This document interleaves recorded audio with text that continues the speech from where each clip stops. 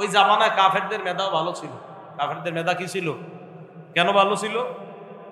ওই যে মোবাইল চালাইতো না, কি চালাইতো না, মোবাইলে গুনাহ করতো না আর কি, চালাইতো না, গুনাহ করতো না, কি করতো না, এরা দেব দেবী পূজা করতো, হ্যাঁ, আর কোনো গুনাহ করতো না। এই তো এটা খালি শিরিক করতো। আর যেই গুনাহ করার কারণে মেধা কমে, এইগুলো ওই যুগে এতটা ছিল না। এখন তো নজরের গুনার কারণে মানুষের মেধা কমে। কিসের গুনাহ? নজর। গুনাহ যত, মানুষের গুনাহ যত বাড়ে মেধা তত কমে, গুনাহ যত ছড়ে মেধা তত বাড়ে। মাথায় রাখতে হবে।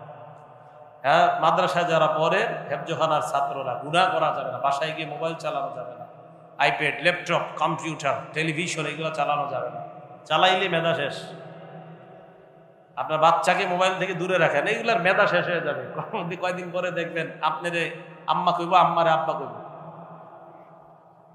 এই মেধা নষ্ট করেন না ছেলেদের, বাচ্চাদের। গুনাহ থেকে দূরে রাখেন, আল্লাহ হেফাজত করেন।